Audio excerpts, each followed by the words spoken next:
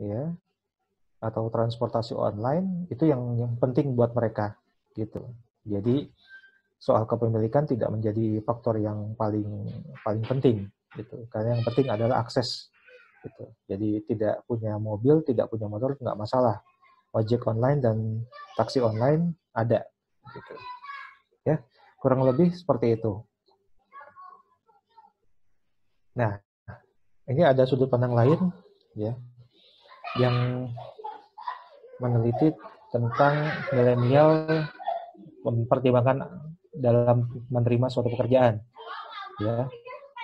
Ya ternyata uang bukanlah segalanya buat teman-teman milenial. Uang itu penting ya, tapi gaji tinggi itu hanya kurang lebih 18% menjadi pertimbangan dalam menerima suatu pekerjaan ya.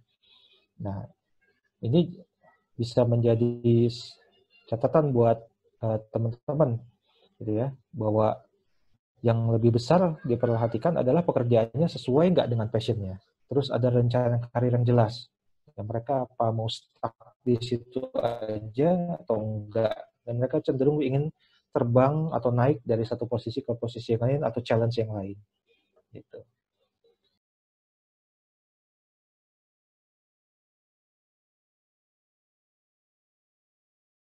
Oke, kita sambil jalan aja ya, Iya, sambil oke. respon. Jadi saya bukan expert yang pasti bisa memberikan segala macam jurus yang berhasil ya. Iya, oke. Ini sharing pengalaman aja. Karena Sharing kebetulan pengalaman, ya Pak. saya di HR generalis dan biasa handle juga security ya, office boy gitu ya. Mereka juga yang low level worker ya, dan kebetulan juga terkadang pernah bergaul juga dengan beberapa level operator gitu ya, yang cukup basic level gitu ya di dalam perusahaannya. Secara usia sebenarnya dan secara generasi mereka adalah tetap milenial gitu. Ya, namanya anak muda dengan apalagi dengan level yang seperti itu mereka juga tidak terlalu menganggap formalitas gitu. Jadi yang suka saya lakukan itu adalah melakukan hal-hal di luar dari formalitas yang membuat mereka jadi tidak canggung ya. Dan sangat banyak isu-isu ataupun keluhan ataupun masukan ataupun suara-suara mereka ya itu bisa keluar, bisa nyampe ke telinga kita dalam situasi yang informal ya gitu ya. Makanya bisa diistilahkannya kurang ngopi deh gitu ya. Ya Iya, istilahnya. betul. Jadi HR-nya kurang ngopi, kurang gaul ke sana kemari, dan itu ada satu praktek dari sebuah perusahaan besar yang sangat mapan ya di Indonesia yang sudah membuktikan bahwa komunikasinya itu disiapkan level-levelnya. Tentu akan sangat canggung biar bagaimanapun misalnya seorang OB atau seorang operator diajak ngobrol langsung sama level direktur atau level senior manager. Ya pasti ya takut lah gitu ya. Aduh, gue takut salah ngomong, ntar tahu-tahu nggak diperpanjang, gue malah di ke outsourcing kan lagi lah atau gimana. Ya enggak gitu ya. Itu harus disiapkan dari beberapa level. Nah, makanya senjatanya ketika misalnya yang level bisa senior, contoh misalnya saya bagi tim saya, ini terjadi sampai saat ini pun. Coba nanti ajak, bahkan saya terkadang dalam tanda kutip mengeluarkan sedikit extra money di luar dari anggaran perusahaan gitu ya. Ajakin ngopi tuh teman-teman OB atau teman-teman security gitu. Atau pas kemarin Ramadan buka bersama, ada satu momen di mana mereka lebih santai dan itu keluar tuh ya masukan segala macam, problemnya ternyata bisa di-solve oleh mereka sendiri gitu ya. Yang muncul kita tinggal menjadi sponsor saja. Oh, bagus lah kalau gitu caranya, harus begini begini begini. Oke, jalankan. Dan itu dibagi levelnya gitu. Walaupun tidak kaku ya, dalam artian ada level supervisor yang cukup bisa berbaur, merakyat, lakukan. Tapi semua itu dalam konteks informal gitu. Ya bisa jadi artinya effortnya itu dilakukan di luar jam kerja. Gitu. Jadi setelah Intinya lebih ke pendekatan ya betul, Pak ya. karena mereka human, tetap manusia yang perlu pendekatan Yes. satu persatu begitu. Seperti tadi Oke, saya masih. bilang kan, tadi sedikit saya singgung bahwa mereka Iya, suka dengan chatting, mereka suka iya. dengan sosmed, tapi tetap mereka butuh sentuhan personal. Hmm. Gitu. Jadi siapapun itu, apalagi milenial, ya mereka tetap ada sentuhan person to personnya. Gitu. Oke, itu Oke. mungkin jawabannya. Iya, mungkin itu jawaban ya untuk Pak Sahish ya, Pak Sahish Wendy. Oke, mungkin untuk pertanyaan selanjutnya, Pak. Di sini sebenarnya ada 3, sepertinya waktunya cukup ya, Pak ya? Ya, Ada silakan. 3 pertanyaan dari Bu Rinti Wulandari ya. Jadi tadi kalau ngomongin generasi milenial ini kan adalah generasi kutu loncat ya, Pak. Iya, Nah, iya. strategi retensi yang sudah diterapkan itu kadang aja nggak mempan gitu. Jadi mungkin dari sisi praktis sendiri yang Pak Edwin alami gitu, ini strategi seperti apa sih Pak yang kira-kira ampuh dan mempan untuk menahan si generasi milenial ini, terutama yang tentunya yang punya performa ataupun kinerja yang baik di perusahaan seperti itu Pak. Ya, prinsipnya manusiawi sekali ya, kalau kita sudah dapat kandidat ataupun karyawan yang bagus, kita sudah happy banget, capek-capek rekrutmen dari sekian waktu, udah bisa dapat orang yang bagus, kita pingin pelihara dia supaya tetap produktif, tapi ternyata nggak betah juga. Yang jadi pertanyaan atau jadi challenge-nya lagi, ngapain kita pelihara orang sampai berlama-lama sih sebenarnya? Apa urgensinya? Gitu. Kita ini pelihara orang atau pelihara produktivitasnya? Ya, contoh nih kalau kita mau rekrut satu orang salesman, dia punya target jualan 250 juta dalam 1 bulan misalnya. Yang penting buat kita punya si salesman itu atau kita bisa tetap jualan 250 juta dalam sebulan. Yang pentingnya kan adalah 250 jutanya itu bisa tercapai kan dalam 1 bulan. Jadi mau siapapun orangnya, it doesn't matter gitu ya. Mau sesenior apapun atau mau junior apapun, yang penting tetap jualan bisa 250 juta sebulan. Itu yang saya juga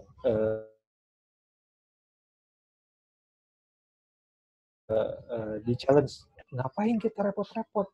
Ya, ini bahasa gampangnya saya aja ya, tapi prakteknya ini silakan di-adjust di masing-masing gitu ya. Masing-masing perusahaan ada perbedaan. Karena apa?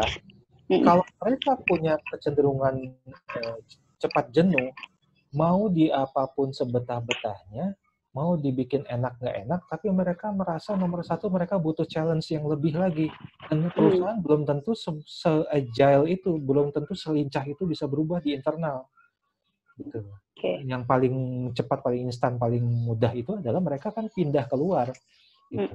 Tapi yang terpenting buat kita adalah bisa menjaga bagaimana sistem di kita, proses di kita, pembelajarannya itu bisa lebih cepat, orang bisa yang baru itu bisa mudah beradaptasi, dan pemberian insentif atau reward-nya pun juga disesuaikan gitu. Jadi retention itu sudah tidak terlalu jelimet lagi gitu. Yang penting adalah produktivitas. Karena banyak nantinya akan pembahasan deadwood. Contohnya ya, karyawan yang sudah seperti kayu mati gitu ya. Ya, yang usianya, ngapain kita pikirkan retention sampai 15-20 tahun. Mereka sudah berpikirnya mungkin bukan produktivitas lagi, mereka cuma berpikirnya aman. Yang paling kalau sudah waktunya pensiun, pesangon gitu. Oke, tapi kalau kaitannya sama kutu loncat itu tadi kan Pak, berarti kan biasanya adalah baru ya Pak. Kalau dikatakan kutu loncat kan berarti baru 1-2 tahun gitu. Berarti itu imbasnya juga sebenarnya ke produktivitas. Tapi yang terutama tadi harusnya ya bagaimana mengelola dari produktivitas perusahaan itu sendiri ya Pak. Betul. Oke. Oke, untuk mungkin ada tanggapan dari Bapak Ibu, silakan dari jawaban yang sudah disampaikan oleh Pak Edwin. Atau mungkin dari penanyanya dulu deh. Mungkin bisa mau ini nggak Pak, 1-2 orang untuk live. Oh, silakan aja diatur sama Bu Ria gitu. Oke, mungkin untuk kita kasih kesempatan ke penanya lain, yaitu dari Pak Alfian Fajar hadir. Pak Alfian mungkin bisa raise hand dulu.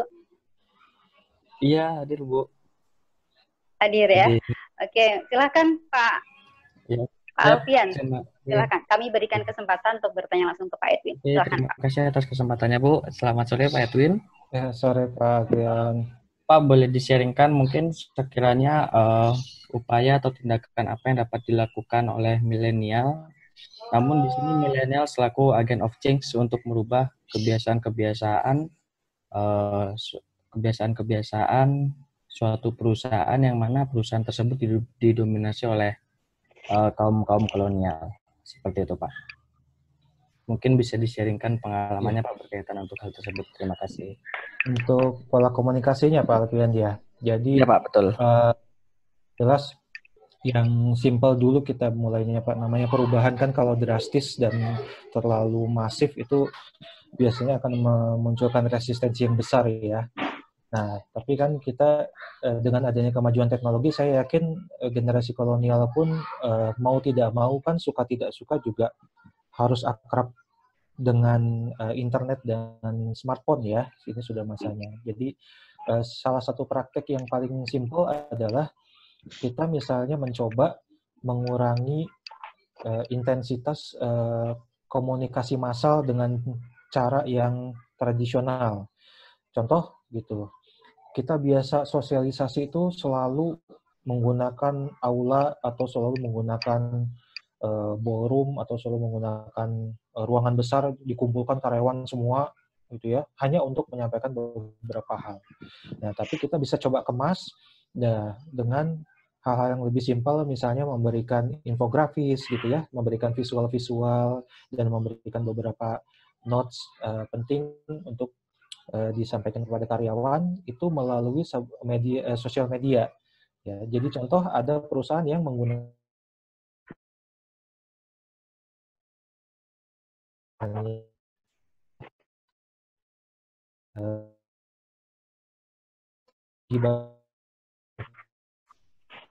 karena WhatsApp misalnya kan ya banyak bagi itu dibikin 2 grup ya, ataupun dibikin 1 grup di dalam grup Telegram dan itu di broadcast ya, di mana hanya bisa memberikan message saja, jadi satu arah ya. Itu salah satu contoh praktisnya untuk mencoba membuka kebiasaan-kebiasaan yang lebih menggunakan teknologi. Jadi informasi apapun yang update terkait dengan perusahaan itu tidak saja menggunakan email seperti biasa, tapi menggunakan infografis, poster-poster atau gambar dan tulisan yang lebih praktis, mudah dibaca oleh siapapun diaksesnya.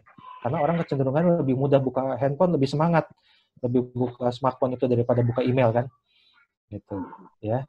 Jadi ketika cepat buka, oh iya ada info penting nih, update dari departemen atau divisi HR ini tentang sesuatu karyawan, wah gini. Ya, seperti itu. Itu salah satu polanya.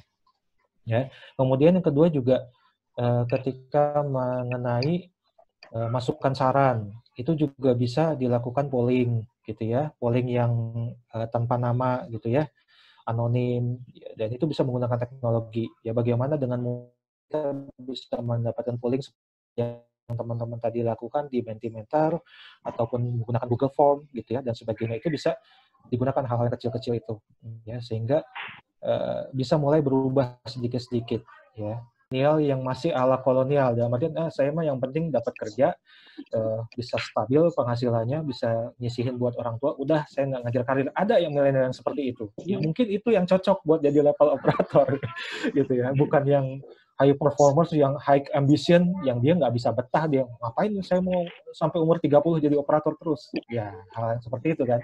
Jadi itu yang approach yang digunakan menurut kita. How to Lead Millennials ini bisa dibaca ya gitu ya. Di sini mereka pinginnya apa gitu ya. Mereka membutuhkan apa dan apa yang dibutuhkan darinya. Nah, kalau kita bisa bekerja sama di situ. Jadi soalnya mereka itu generasi narsis. Mereka ingin kalau jadi milenial tetap bisa jadi kita melakukan kita gitu ya, terus sambil sharing misalnya keluarga kita dengan keluarga dia gimana situasinya gitu ya, sedang apa. Jadi sentuhan-sentuhan seperti itu ya tetap saja gitu, karena ya mereka sangat menyukai informalitas gitu. Sudah jelas bahwa kita dalam posisi misalnya leader, kita sebagai atasan gitu, ya sudah umum bahwa atasan tuh bertanya kepada bawahan, ya. Tapi bertanyanya berbeda dengan pada saat kondisi kita secara informal, misalnya berkunjung atau main bareng, hangout bareng, itu udah beda situasinya. Dan itu yang sangat diharapkan, yang sangat dibutuhkan dari milenial terhadap leadernya adalah bagaimana bisa menjadi coach yang bisa selalu memotivasi, ya, dan juga bisa jadi mentor, menjadi good example gitu, membimbingnya. Dan mereka juga tetap butuh itu. Nggak milenial aja toh, yang kolonial juga tetap sama aja kan. Kalau dicuekin juga bete gitu. Iya. Intinya harus ada feedback, komunikasi yang baik, punya peranan juga ya Pak ya. Dan mereka itu adalah generasi yang sangat suka dengan feedback. Sebagai contoh, ketika mereka posting sesuatu di Instagram, posting sesuatu di Facebook, posting sesuatu di sosial media lainnya, apa salah satu yang mereka harapkan? Adanya like kan, adanya jempol, itu sebagai salah satu feedback.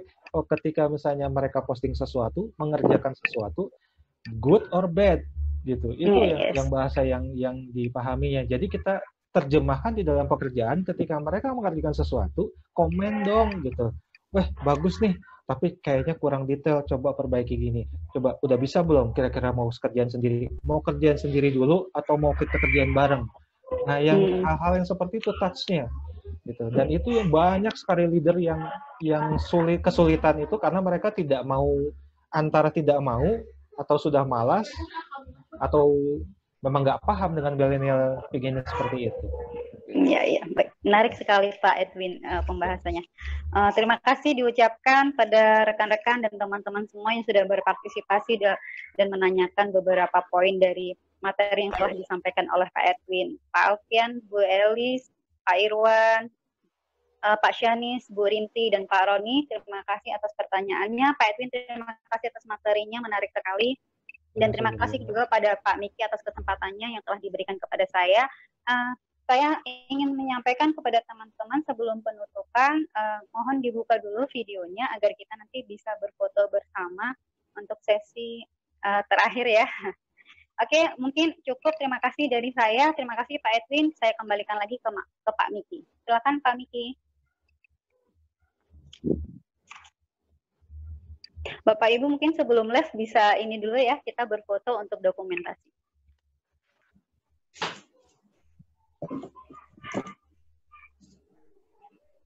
Halo ya.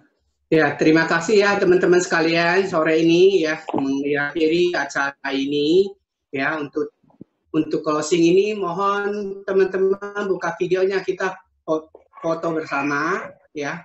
Semoga materi yang disampaikan oleh Pak Edwin ini cukup bermanfaat bagi kita ya, karena sekarang memang bisa dikatakan susah-susah sulit ya, atau susah-susah gampang dalam mengatur itu milenial atau kolonial ya. Jadi dengan ilmu atau strategi yang kita dapat hari ini, semoga bermanfaat untuk kita. Oke, terima kasih semua.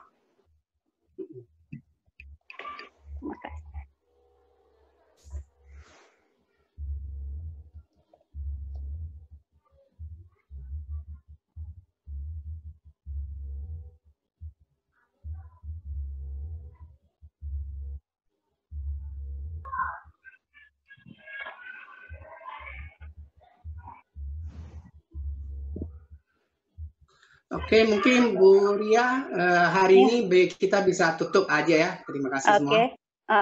Oke, terima kasih Bapak Ibu dari yang sudah stay tune dari jam 3 tadi sampai sekarang, 1 jam setengah lebih bersama. Diucapkan terima kasih pada narasumber kita, Pak Edwin. Terima kasih ya Pak atas sharing sessionnya, dan Pak Miki terima kasih atas kesempatannya untuk saya. Terima kasih semuanya Bapak Ibu yang sudah hadir. Selamat sore, wassalamualaikum warahmatullahi wabarakatuh.